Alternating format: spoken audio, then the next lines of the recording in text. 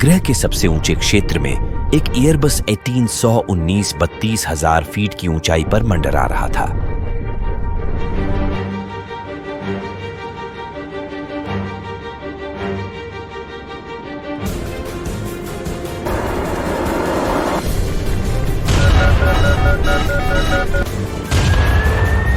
अचानक हुए विघटन के कारण सह पायलट टूटी हुई खिड़की से आधा बाहर निकल गया। कॉकपिट के अंदर का तापमान गिरकर 0 से 40 डिग्री सेल्सियस नीचे चला गया और विमान तेज गति से नीचे उतरने लगा।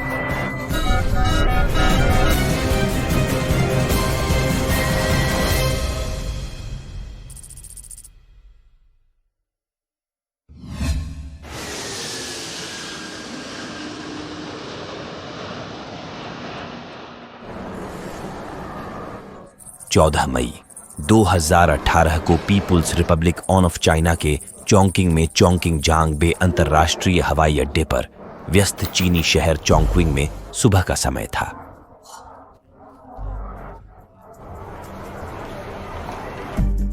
सिचुआन एयरलाइंस द्वारा संचालित एक विमान तिब्बत स्वायत्त क्षेत्र पीपुल्स रिपब्लिक ऑफ चाइना में ल्हासा के लिए अपनी नियमित यात्री उड़ान की तैयारी कर रहा था।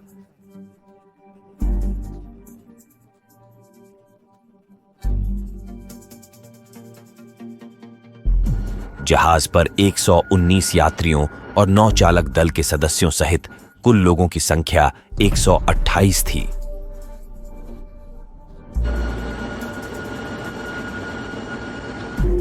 दस साल के अनुभव वाले उड़ान प्रशिक्षक कैप्टन लियू चुआनजियान उड़ान की कमान संभाल रहे थे।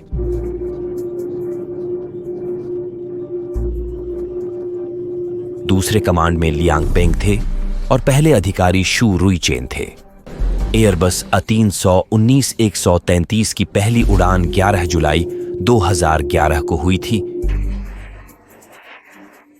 और उसी महीने 26 जुलाई को सिचुआन एयरलाइंस को इसकी डिलीवरी दी गई थी।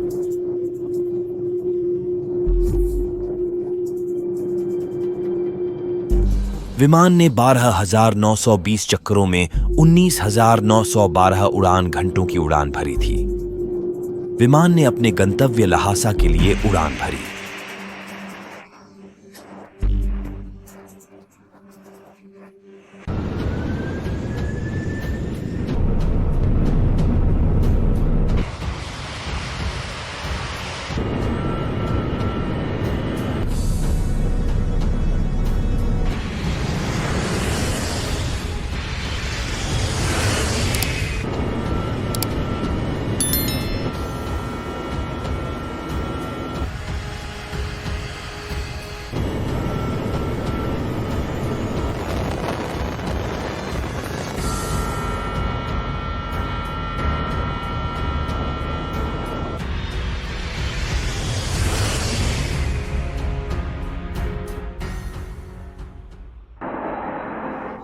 जब विमान 32,100 फीट की ऊंचाई पर और चेंगदू से लगभग 60 समुद्री मील पश्चिम में पहाड़ी इलाके में उड़ रहा था, अचानक दबाव कम होने के कारण कई उपकरण विफल हो गए।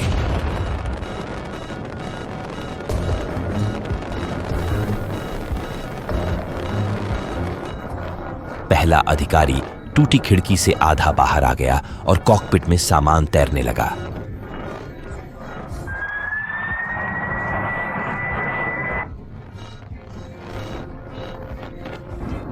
तेज गति वाली हवा के शोर के कारण हवाई यातायात नियंत्रण के साथ संचार करने में असमर्थ कैप्टन ने स्क्वॉक 7700 को ट्रांसपॉन्डर में प्रवेश किया।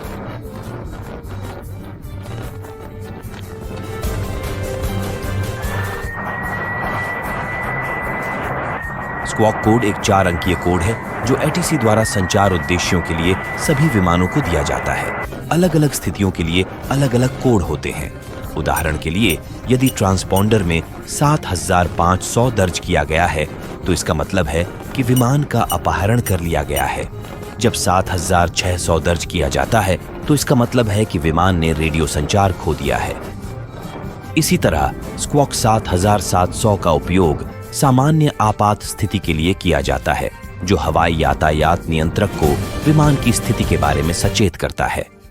विमान पृथ्वी पर 16,000 फीट की औसत ऊंचाई वाले सबसे ऊंचे क्षेत्र पर उड़ान भर रहा था।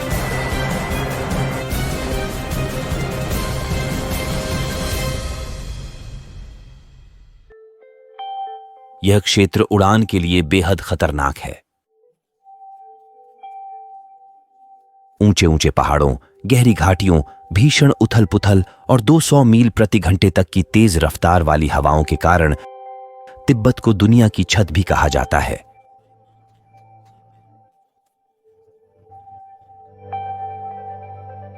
इस क्षेत्र की औसत ऊंचाई के कारण हवाई जहाजों का इस क्षेत्र से उड़ान भरना लगभग असंभव हो जाता है। इस क्षेत्र का सबसे निचला क्षेत्रफल 12,000 फीट है। डिकम्प्रेशन के मामले में यात्रियों को पर्याप्त स्तर की ऑक्सीजन प्राप्त करने के लिए एयरलाइंस के पास अधिकतम 20 मिनट की ही ऑक्सीजन होती है। विमान को 10,000 फीट तक नीचे उतरना चाहिए। यदि वे ऐसा करते हैं तो ऊंचे पहाड़ों के कारण दुर्घटना हो सकती है। कैप्टन ने 23,500 फीट की आपातकालीन ऊंचाई पर उतरना शुरू किया, जो उस क्षेत्र के लिए न्यूनतम सुरक्षित ऊंचाई थी। चालक दल ने ऑक्सीजन मास्क का उपयोग किया ताकि वे हाइपोक्सिया से खतरे में न पड़े। कॉकपिट और केबिन को सील और इंसुलेटेड किया गया था, जिसका मतलब है कि कॉकपिट में दबाव कम होने से यात्री केबिन पर कोई असर नहीं पड़ा। कैप्टन हाथ से विमान उड़ा रहा था, सह पायलट घायल हो गया था। इस स्थिति में 3 सदस्यीय दल बेहद मददगार था। अगर हम चीन की बात करें तो ज्यादातर एयरलाइंस 3 सदस्यीय क्रू प्रणाली का उपयोग करती हैं, खासकर दूरदराज के इलाकों में खराब मौसम की स्थिति के साथ साथ लंबी दूरी के संचालन में भी। यह महंगा है, लेकिन कुछ गलत होने पर सुरक्षित है। जरा कल्पना करें कि यदि चालक दल के केवल 2 सदस्य होते और पहला अधिकारी बेहोश होता, तो कैप्टन के लिए विमान को मैन्युअल रूप से उड़ाते समय चेकलिस्ट को पूरा करना असंभव होता। इस उड़ान में दूसरे कमांड ने कैप्टन को आपातकालीन चेकलिस्ट लागू करने में मदद की। उपकरण काम नहीं कर रहे थे, इसलिए कप्तान को दृष्टि पर निर्भर रहना पड़ा। और अच्छी बात यह थी कि कप्तान इस मार्ग पर 100 से अधिक बार उड़ान भर चुका था, इसलिए वह इस मार्ग से परिचित था।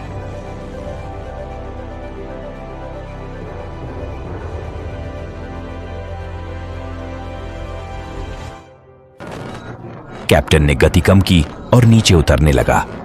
उन्होंने विमान को चेंगदू की ओर मोड़ लिया और 10,000 फीट की ऊंचाई तक उतर गए।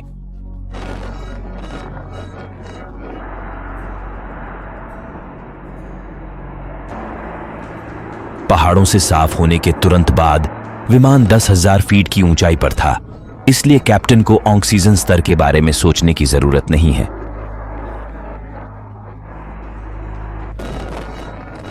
चालक दल ने एपीयू को चालू करने की कोशिश की, लेकिन बिजली गुल होने के कारण वे असफल रहे। उतरते समय कैप्टन ने स्पीड ब्रेक का प्रयोग नहीं किया।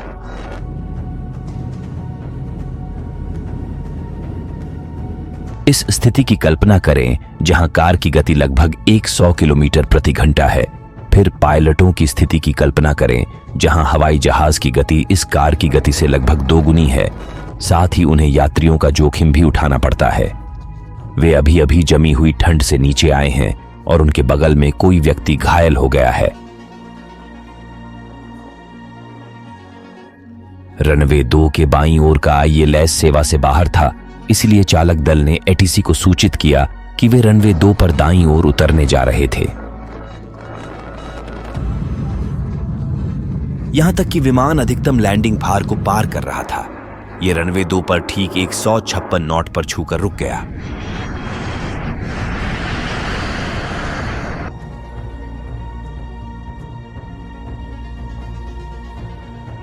फिर चालक दल ने टावर से संपर्क किया, जहाज पर चोटों की सूचना दी और कहा कि वे अकेले टैक्सी नहीं चला सकते। प्रथम अधिकारी और फ्लाइट अटेंडेंट को मामूली चोटें आईं।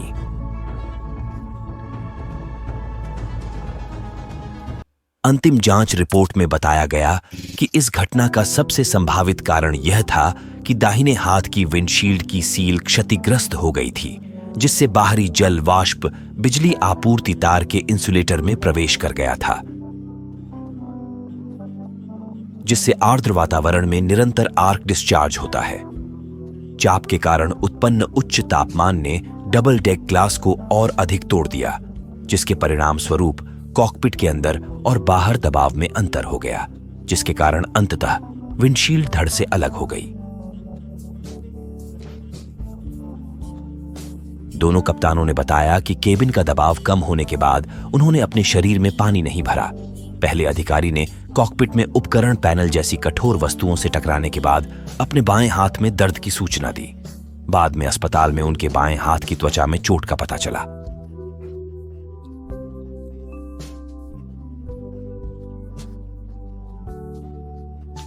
ऑडियोमेट्रिक जांच से पता चला कि कैप्टन और प्रथम अधिकारी दोनों की सुनने की क्षमता कम हो गई थी। दूसरे कैप्टन की सुनने की क्षमता पर कोई प्रभाव नहीं पड़ा। उड़ान ए 633 के चालक दल को CAAC वीर दल के रूप में सम्मानित किया गया। कप्तान को 5 मिलियन युआन का पुरस्कार दिया गया। दूसरे कप्तान को 2 मिलियन युआन और सह पायलट को 1 मिलियन युआन का पुरस्कार दिया गया, जबकि चालक दल के अन्य सदस्यों को 1 मिलियन युआन का पुरस्कार दिया गया। विमान की मरम्मत की गई और 18 जनवरी 2019 को सेवा में वापस आ गया। चालक दल और पायलट सिचुआन एयरलाइंस के लिए काम करना जारी रखते हैं। इस घटना के बाद एयरलाइन ने उसी सड़क पर उड़ान भरते हुए उड़ान 8633 का परिचालन जारी रखा है। अभी के लिए बस इतना ही। कृपया चैनल को सब्सक्राइब करने पर विचार करें। अगर वीडियो दिलचस्प था तो लाइक करें और शेयर करना न भूलें।